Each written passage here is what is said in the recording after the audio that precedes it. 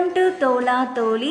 பெருமாளுக்கு மிகவும் பிடித்த அவுள் வைத்து அருமையான சுவையில் கருப்பட்டி அவுள் தேங்காய் லட்டு. இப்போ இந்த லட்டு எப்படி செய்யலான்னு பார்க்க ஆரம்பிச்சிடலாங்க. இதுக்கு பார்த்திங்கன்னா ஒரு கடாயில் 2 டேபிள் ஸ்பூன் அளவுக்கு நெய் சேர்த்துக்கோங்க. இதுக்கப்புறம் இதில் பொடி பொடியாக கட் பண்ண முந்திரி, பாதாம் இதெல்லாம் சேர்த்துட்டு ஒரு 2 நிமிஷம் நல்லா நம்ம பொன்னிறமாக வறுத்துட்டு இதை வேறொரு பிளேட்டுக்கு மாற்றிக்கோங்க.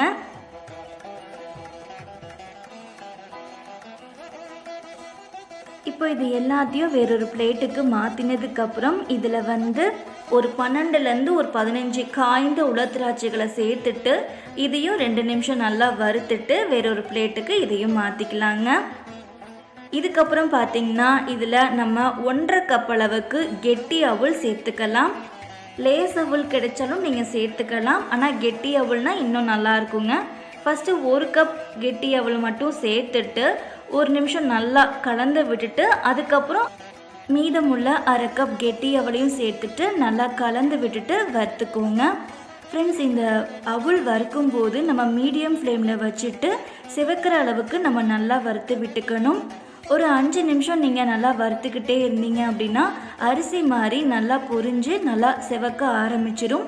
இப்போ பார்த்திங்கன்னா நல்லா நமக்கு சிவக்கிற அளவுக்கு அவுள் நல்லா பொரிஞ்சு வந்துருச்சு. இப்போ அவுளை நீங்கள் எடுத்து பார்த்தீங்க அப்படின்னா இந்த அளவுக்கு உடையிற பக்குவத்தில் இருந்துச்சுன்னா கரெக்டாக இருக்குங்க. இப்போ பார்த்திங்கன்னா நல்லா நமக்கு அவுள் சிவக்க வறுத்தாச்சுங்க. இதுக்கப்புறம் இதை நம்ம ஆற வச்சுட்டு ஒரு சின்ன மிக்சி ஜாரில் மாற்றிக்கோங்க. இப்போது சின்ன மிக்சி ஜாரில் வறுத்த அவுளை சேர்த்துட்டு நல்லா பொடி பதத்துக்கு அரைச்சி எடுத்துக்கோங்க. இப்போ பார்த்திங்கன்னா நம்ம நல்லா பொடி பதத்துக்கு நல்லா அரைச்சி எடுத்துகிட்டு வந்தாச்சு. இது அப்படியே இருக்கட்டுங்க. இப்போ மீண்டும் நம்ம கடாயில் ஒரு 1/2 டேபிள் ஸ்பூன் அளவுக்கு மட்டும் நெய் சேர்த்துக்கோங்க. இப்போது எந்த கப்பில் நம்ம அவுள் எடுத்தோமோ அதே கப்பில் 1/2 கப் அளவுக்கு மட்டும் தேங்காய் துருவல் சேர்த்துட்டு மீடியம் ஃப்ளேமில் 4 நிமிஷம் லைட்டாக சிவக்கிற அளவுக்கு நல்லா வறுத்து விட்டுக்கோங்க.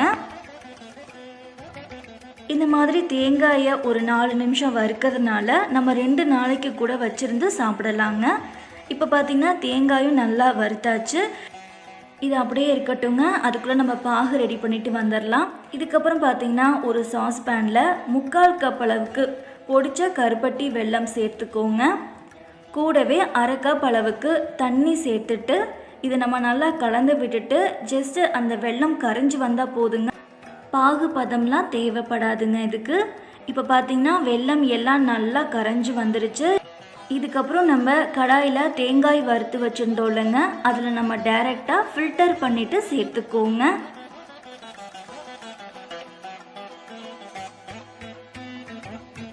இப்போது ஃபில்டர் பண்ணிவிட்டு சேர்த்ததுக்கப்புறம் இந்த வெள்ளை பாகு நல்லா கொதிச்சு வரட்டும்.